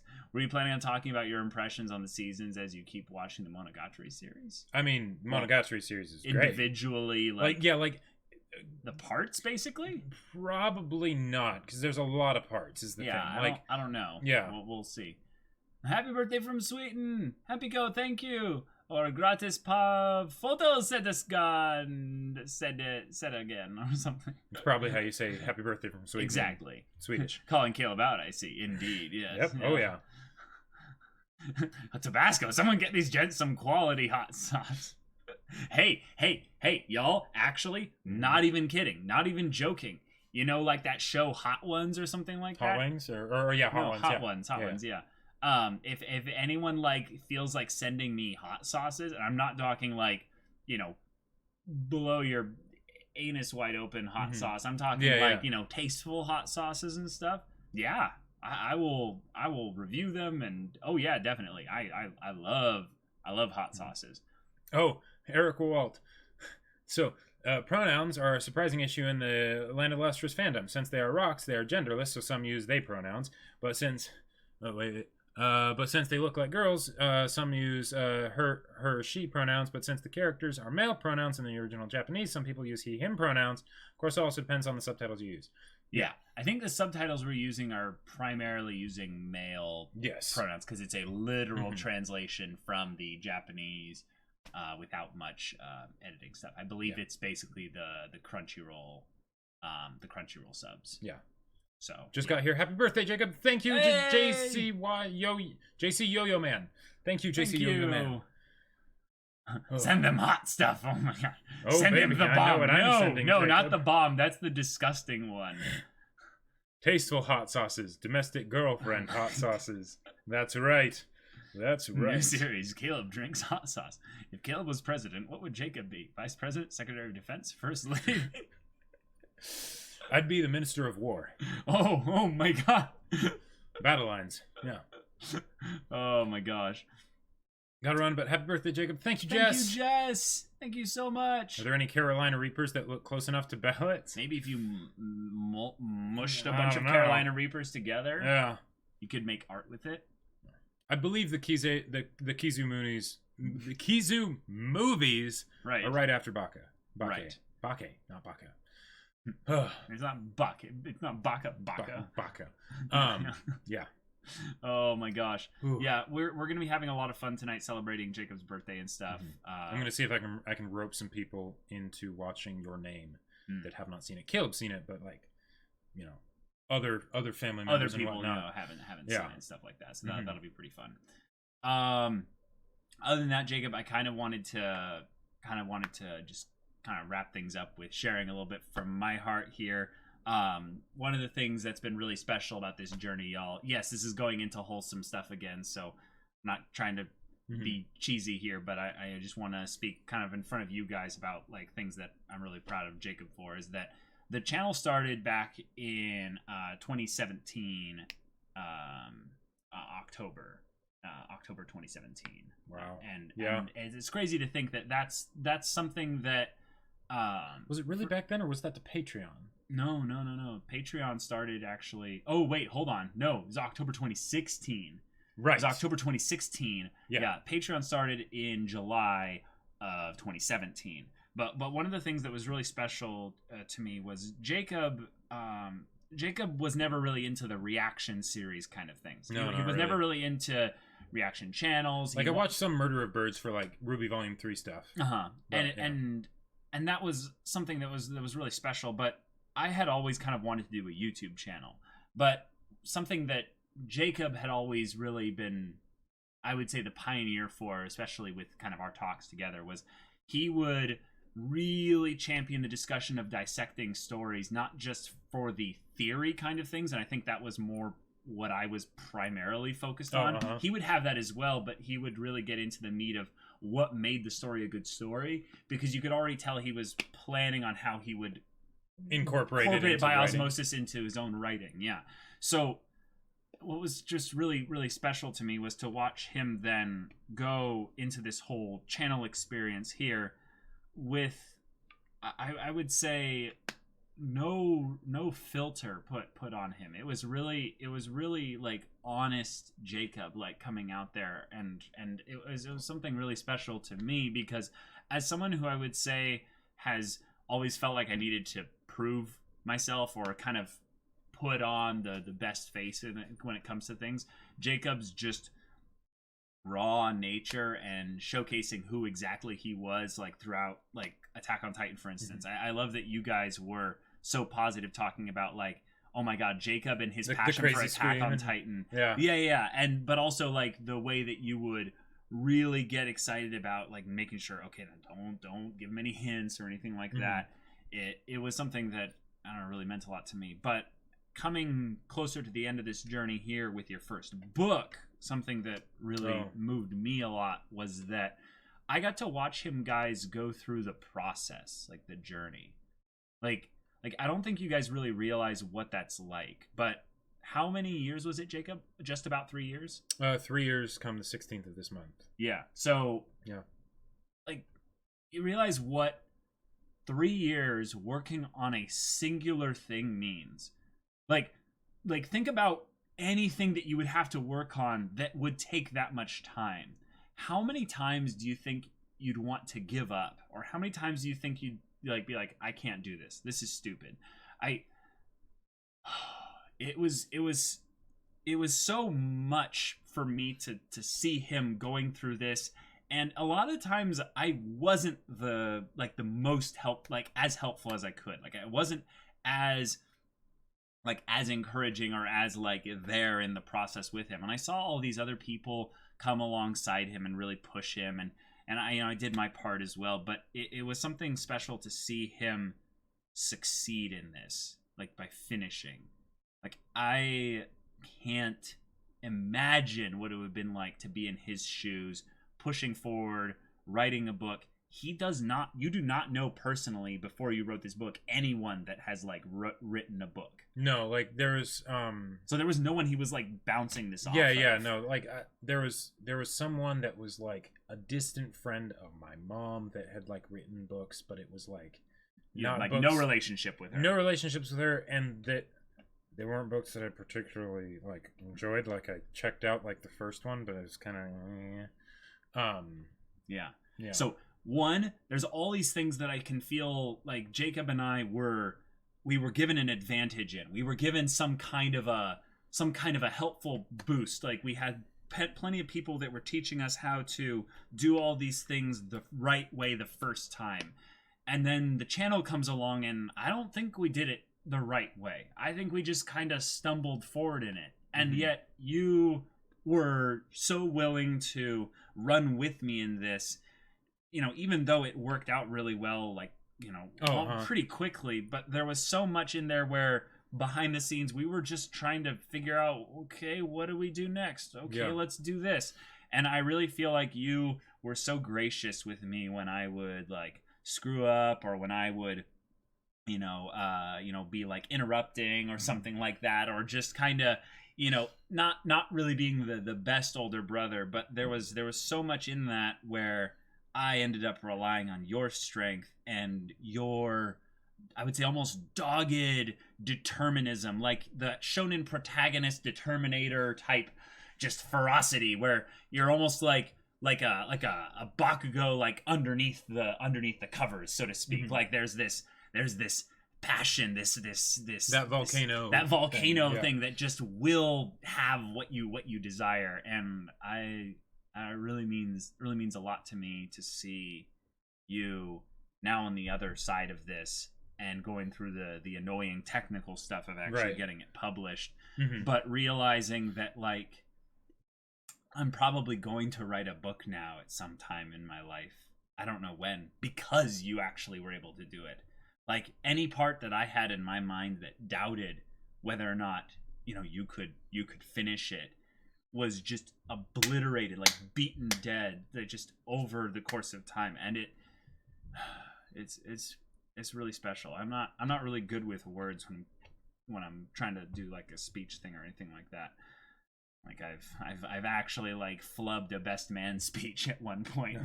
Yeah, but there's so much that I feel guys, we need to really praise and encourage Jacob in with this, because the reason why most writers fail, or where most writers don't end up, getting their story out there, is because they give up. Right. Is not actually because their story isn't critically successful, or because they didn't do the product marketing correctly or the publishing right. It's actually the marketing after you finish is very important. It is very important, but I would say there are so many writers. There's thousands upon thousands of nameless writers out there that no one knows about because they didn't have the determination and the inner fortitude to finish. I'm so excited for your future books, buddy. I'm so happy for you. Thank you. To throw something kind of half serious, half joking in there to keep things from getting too crazy. The way you know that most writers give up is look at how crappy most of the books out there are. I mean, I'm sure I'm not the only one who's looked at a story and been like, okay, I mean, that could have been done better, and the process is way harder than you think when you're looking at it from the outside. But right. Yeah. So any tentative prospective writers out there, go for it. Yeah. Go for it. Because if you're thinking about it enough, if it means enough to you that you haven't been able to sort of let it go, Right. then you probably have some great stories to tell. You really do then. And it really is just a thing of you need to go through the suck. Like, just be a hentai and embrace the suck. Because that's really the only thing holding you back. Yeah. Yeah. Yeah. Gooey with the 200 bits. Best of luck with the rest of your birthday. Thank you so much. Thank XV you. with the 100 bits. Making my ass almost cry out here when I'm rating. Come on, man. Yeah. Yeah. One other thing that I do have to say that I absolutely love is anime music. And I've talked about this a bit with like Toradora and A Silent Voice and Wolf Children and things like that. But like, and like, there was a song that I watched on repeat for like watched, listened to like, because your head just it paints pictures. It does. But, seriously, there was a several tracks that I had kind of forgotten about or taken for granted, you know, not appreciated because I just listened to them so much, or they were from things that were from forever ago. And I rediscovered recently, and it was just I want to give a shout out to these tracks because it, you know, just because it was like, wow, yeah, those are really great. Which the main ones one are they? The main one's Crone from Guilty Crown. Oh yeah, like that one's legendary. It's just so good. Like, it's so good. It's got to be my favorite Hiroyuki Sawano song ever. Yeah. It's just absolutely fantastic. And then also, if you, like me and Caleb, watched Bleach a long time ago and kind of are like, okay, yeah, well, you know, that was a thing, I suppose. Right. Go back and listen to some of the tracks again, like Soundscape to Ardor and Here to Stay and, you know, Life is a Boat and things like that, because they're pretty good. They're pretty good. Yeah. Like, they're not Lost My Pieces level, granted, you know, but or Crone, but they're still pretty good. So, yeah, but Crone, oh boy, like I've heard that Guilty Crown isn't that great, or at least in the second half, but like that track is so good. So do yourself a favor and go listen to that track. Yeah. But yeah, for sure. Oh, Ninja Styles, meeting you two is one of my lifetime goals now, but I don't want to meet you as I'm only 5'4" and you might scare me. Oh, Bible Club. Oh, thank you. That's sweet. Yeah, that is. Yeah. Okay, so things like that. Yeah, it's absolutely humbling and kind of intimidating too, because it's the idea of like the fact that you guys cared that much about us and what we have to say when we're just a couple of brothers that really like anime. And like, and in a lot of cases this channel was also a way for me to like get Caleb to watch anime. Like, you know, because like he hadn't watched as many as I had, you know. We didn't start with anime, we started with Ruby, right? And the fact that what we say matters so much, and that we're able to put a smile on your faces when it's just us nerding out about stuff. Seriously, you know, even dumb stuff like soon to be domestic girlfriend. You know, like what is there to say? What is there to say? No. There was a person who really kind of moved me in a way. We went to RTX last year. Oh yeah. And there's this sweet young guy who basically is always liking our stuff on Twitter. Yep. And that's the thing that I'm always like, oh yeah, yeah, hey, cool. Yep. And when they came up to us, I saw them standing there, and Jacob and I are pretty tall, and people throughout RTX were like, oh god, you guys are so tall. It was a common thing. Yeah. And when this person came up to us, they were like, oh my god, like, it's you guys, that's so cool. And like, and then gave a hug, and I you know, got to chat with them and stuff. But this guy wanted to say, like, you guys are like, he said, I feel like I'm Deku meeting All Might. I feel like I'm Deku meeting All Might. And it was just this thing where we were like, oh my god, what?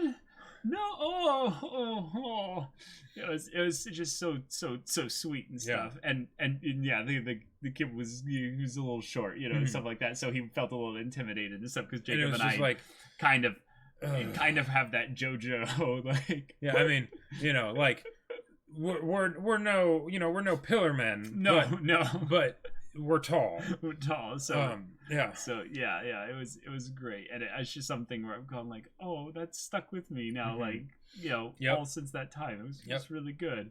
Yep. Did you listen to Susumu Hirasawa's Berserk OST? Oh yeah, I mean, definitely. Forces. Come on, that's one of my favorite songs to work out to. Like, the Attack on Titan OST is godlike. Yes, it's really good. Yeah. The one from season 1, Buckloads. Oh, yeah, for sure. Yeah, even though even though Levi Squad I didn't care about as much, you know, considering they were just brought in and stuff. Right. Still, just hearing that track, like, yeah. Oh, and would you look at that? Getting Caleb to watch some more anime soon. That's right. Oh my That's God, right. Murudel. So, how long till Battle Lines has a full page on Rule 34? Any bets? I say basically the only thing that will be stopping it is how fast do you guys want to put it out there. So like, I almost say, like, once books are delivered, it's just probably going to be 2 or 3 days. Oh yeah, you know, I will make it a point. Like, I usually don't like promising things that will be done in the future. Yeah, but I will make it a point to read some of the fan fiction on camera. So there you go. That'd be a good YouTube video. Oh yeah. Oh yeah. Promotion. Read my own books fan fiction. Oh yeah. There you go. Stroke that ego. Did you know I'm a published author? Yeah. I'd be like, we're not worthy. We're not worthy. Put on the glasses. As a published author. There's like this gauntlet that people like instantly respect you for because everyone's a writer. But are you a published author? Right.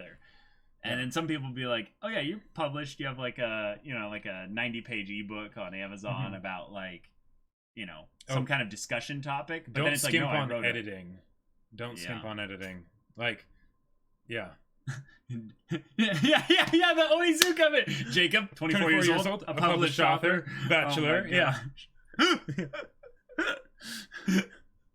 Even the Futa fan fiction. I'm pretty sure I know what Futa is, and yes. I love that you're like, I'm pretty sure. It's like that one area where like I am probably a little bit more degenerate. Oh, really? Because I'm pretty sure. I mean, I've read some kinky fanfics. But... Yeah, but like, yeah, exactly, Eric. Well, yeah. Gonna be a lot of Rule 34 posters sent in unboxing now. God. Oh, I will relish them. God. I will relish. I don't want to have to use a censor bar on our own video. Yeah. We're a monocle reading fan fiction. Oh yes, that would be so amazing. Oh yeah. Oh my gosh, Haikyuu OST. Wait, is where I feel my motivation for playing volleyball. Yeah, awesome. Yeah. Oh my gosh. Gotcha. So that's what Futa is. Okay. No, see, the thing is I had a Tumblr at one point, and I was actually I did too. No. I actually like got like a lot of followers on my Tumblr because I was in the Legend of Korra and Avatar: The Last Airbender fandom, and the problem with being in that fandom was holy crap, blood boners. The Rule 34 art. Was rampant in that community on Tumblr. Oh yeah. And I just scroll down and be like, oh god, like no warning, no nothing. This was old Tumblr back in 2011, 2012. And oh boy. Yeah, those were the days. Gooey. Need a fireplace, green screen, red chair, small table with a cup of tea, and a monocle reading your own fanfic. That sounds so amazing. Water tentacles, Caleb. Water tentacles. I know. It was just like my eyes. Actually, the funniest thing is, I would be really surprised if this person actually like views our channel and stuff like that. But there was a member of the community in the Legend of Korra fandom and stuff that ended up making a Critical Role like crack channel and stuff. And I've always wanted to yeah. basically support this content creator and be like, hey, we were mutuals on Tumblr and stuff like that. I loved your Legend of Korra stuff. And it's just like, oh, that's so random that like I love Critical Role and they do too. And it's like, oh, that's hilarious. So there's a lot of good people in that community, despite the excessive amounts of Rule 34. Yeah, because everyone was shipping everyone in that show. Holy crap. Yeah, when I was on Tumblr, it was basically Frozen and Attack on Titan. Like that was my life. I don't even want to know how those ones got Rule 34. Oh boy, crap. Attack on Titan. There was literally a picture with like all the characters from season 1. And I mean basically all of them. Oh no. With just lines going with all the different ships. Oh, okay, that's all it is. No, just to show the webs that's every of of the ships. But this is the thing.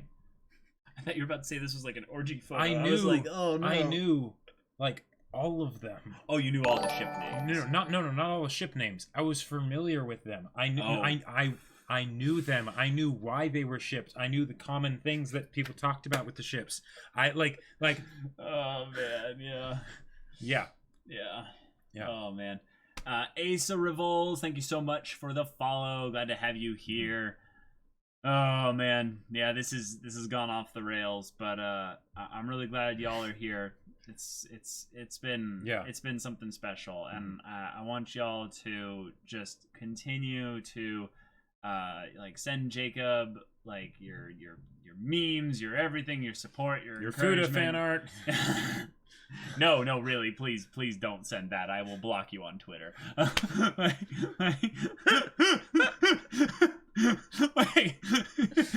like I have done this. I have. Has there been like no, battle lines? No.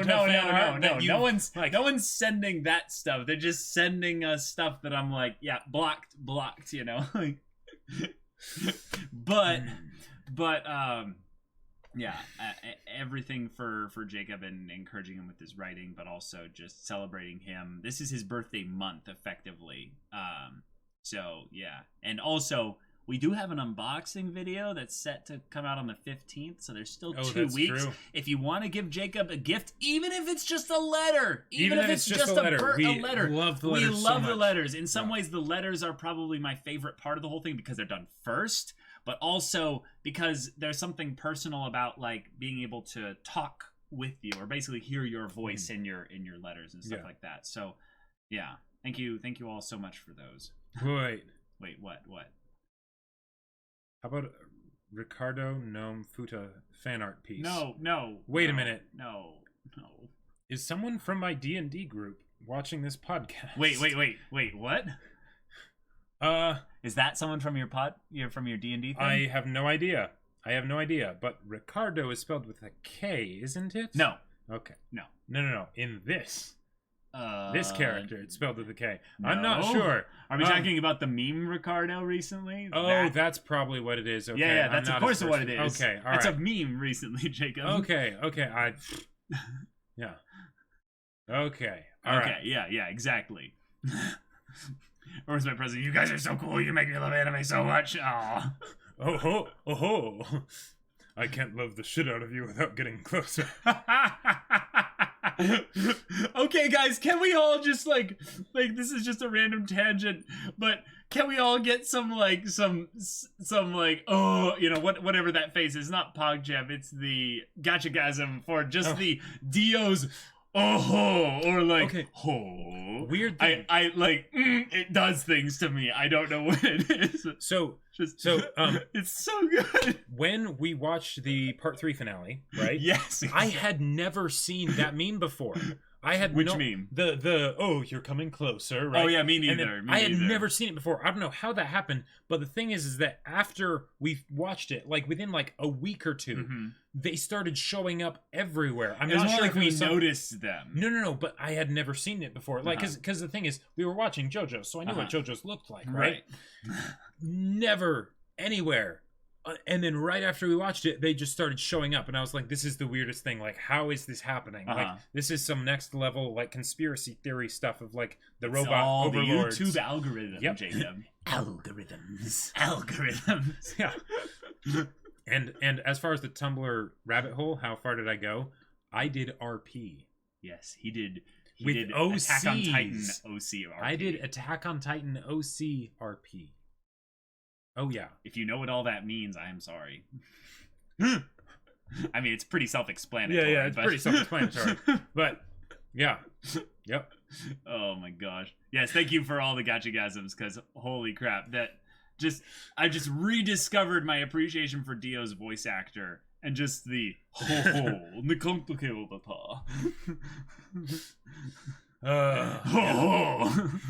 it's just it's just I love it. I love it so much. Yeah. Oh man. Oh yeah, and so Domestic Girlfriend also.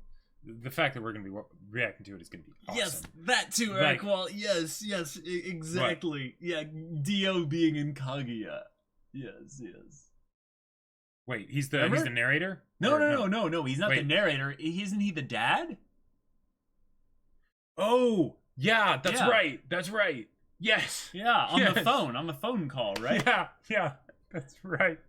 Yeah, that was like something where I was just like, oh, like once I heard it, I was like instantly knew it was Dio. It's just so good. But I don't know if I mentioned this before, but on the Discord, we watched the people in the spoilers Domestic Girlfriend. Mm-hmm.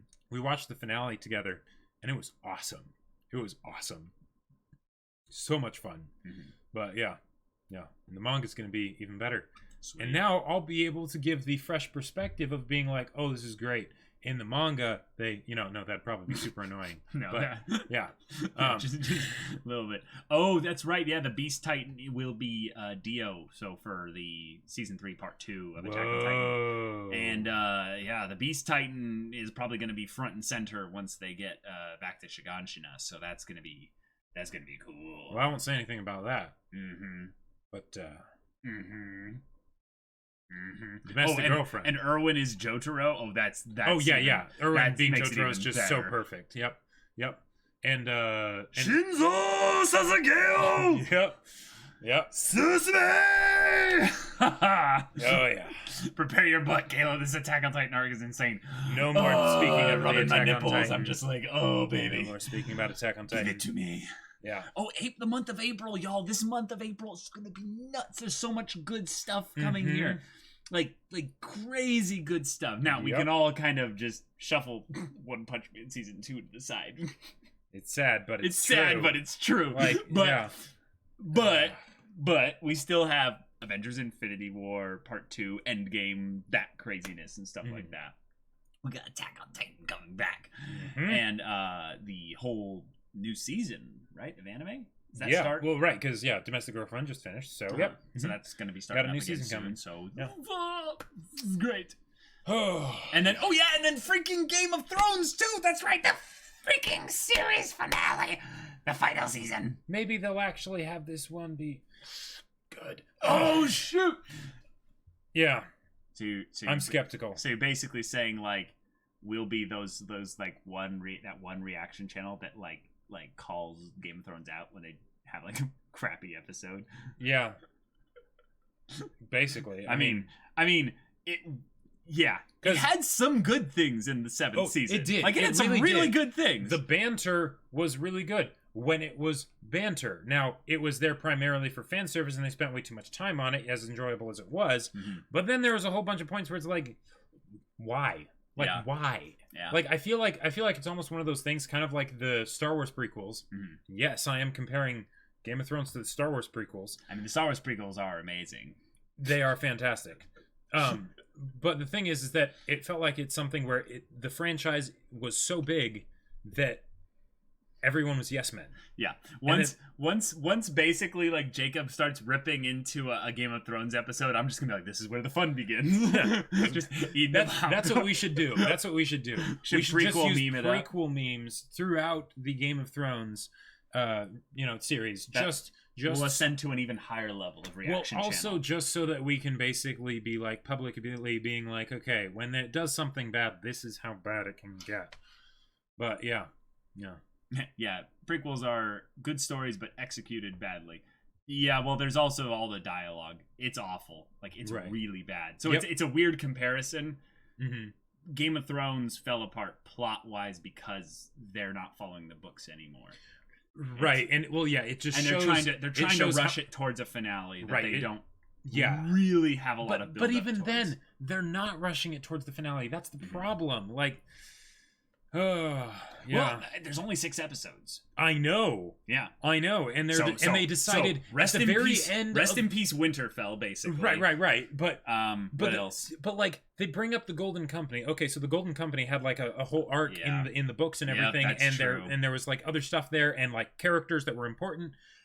Why are they bringing it up? Like, there's literally no It's a point. piece on the table. They just want to use it. Right, it's a piece on the table they just want to use, and it's one of those unfortunate things where it kind of shows how much the writers are dependent on the source material, and I totally get it because I can't imagine the level of stress that it would be to write for Game of Thrones because it's that big. Remember, though, they still adapted properly seasons 1 through 4. Yes, Seasons 1 through 4 of Game of Thrones are Mhm. really good. Yep. They showed some problems at certain seasons. There were some problems, but if you remember how tightly well written they took those stupidly long books. oh yeah, And now obviously Storm of Swords, the best book in my opinion, had like a lot of good content that they used throughout those seasons and stuff there. Mhm. But I still think that season 3 of Game of Thrones, those are some top tier seasons. Like they had so much Yeah. good stuff in Yeah. there.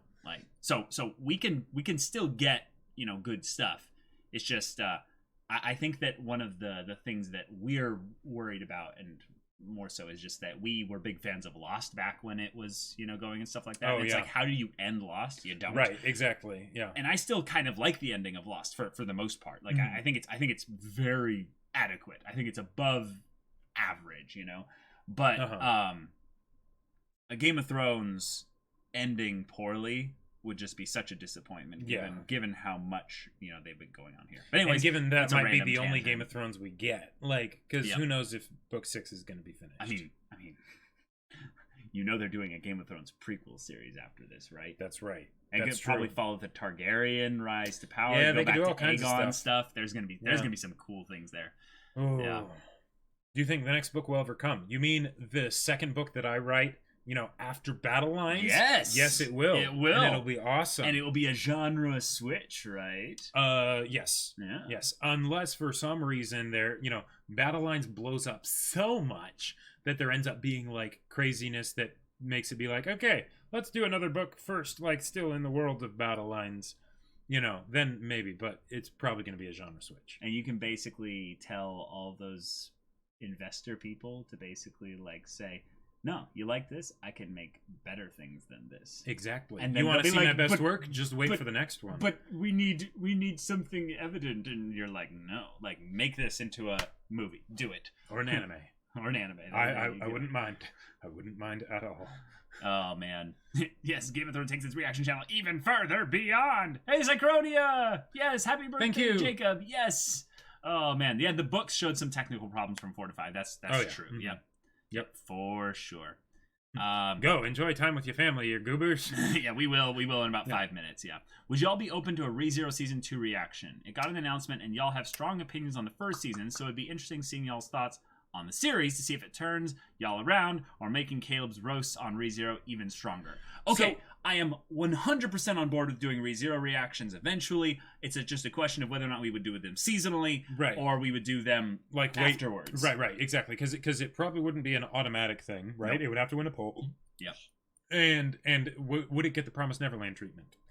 Yes, so yeah, we have you some know. friends in the reaction channel community who let us know when shows are, dangerous. Like, do not do this, because what they'll do, this is actually something that's really a problem right now, y'all. Like, some of you might not know about this.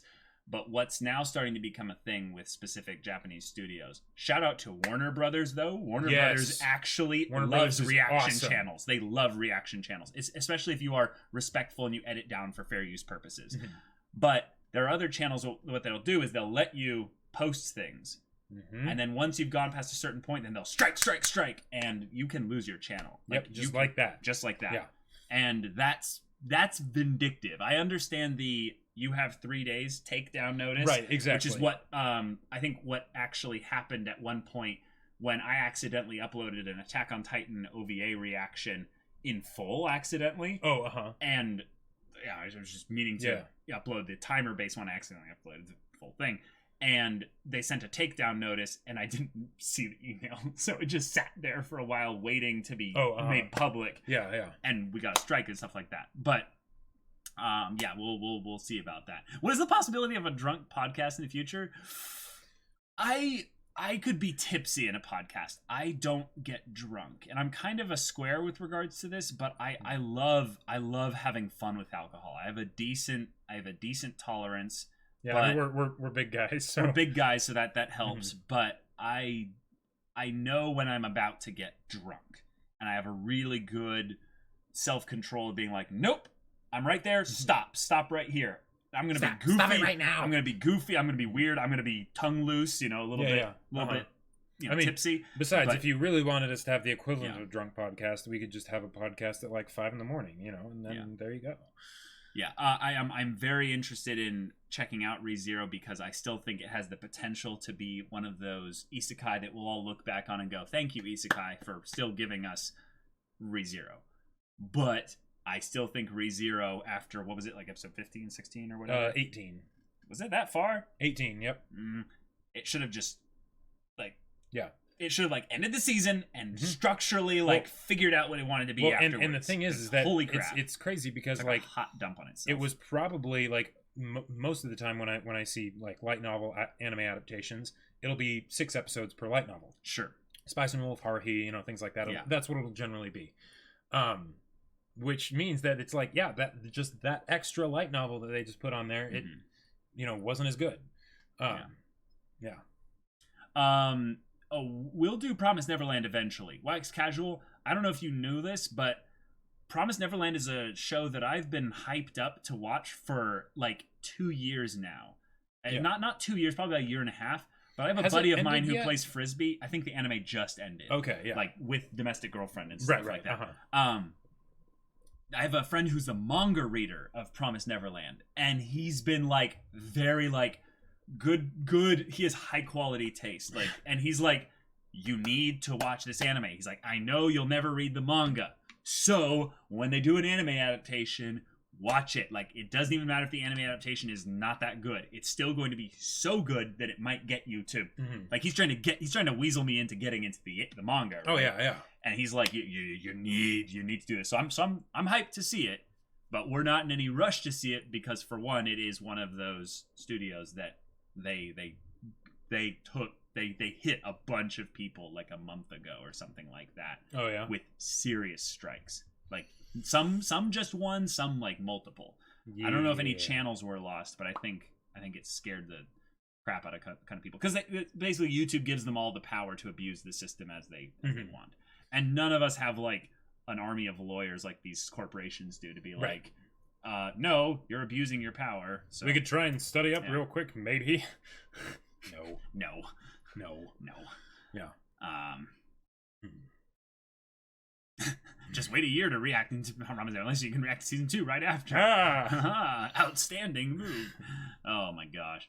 Yeah, we're gonna call things here, y'all. Thank you so much for coming here and supporting Jacob, supporting us, and cheering him on. April 1st, we don't really do April Fool's jokes for channel and stuff like that. We don't want to trigger people. We've seen how many stupid things people can do. Hold on. You don't want to trigger people. I mean, I'm born on this day after all. It's more of a thing of just being lazy, and the thing is I forget that I didn't realize that it was my birthday until yesterday. That was when I was oh right, my birthday's tomorrow. Huh. Right. So it's more of just a thing of and then what would actually be something that we would do, Yeah. Master 69 Lucifer, thank you so much for the follow. Glad to have you here. Maybe don't cut off Jacob today as the April Fools. I mean, it's tradition, though. Wait, was domestic girlfriend and April Fools all along? Caleb, they found us out. They found us out. You'll have to wait and see. Yep. I mean, But until then, today we're is semblance Jacob's of sanity. Yeah, exactly. Today's Jacob's birthday. I mean, Yeah. if you doubt Who me, knows? you doubt. Yeah. Press yeah. X to doubt. I mean, Mhm. we'll see. We'll see then. But yeah, guys, we're gonna go do birthday stuff, prep for the next day, Mhm. and all that. But Yep. until then, we're Semblance of Sanity. I'm Caleb, I'm Jacob. and we'll see you all Next time. Ooh, domestic girlfriend, here we go. People thinking, oh, it was a trick all along, Keikaku Dori. Nah, you doubted me. You doubted me. No, of course this is happening. This is definitely happening. You are going to finally be exposed to some weapons grade waifus. I'm terrified and excited. What do I most have to look forward to? Well, see, the thing is, best girl Uh-huh. is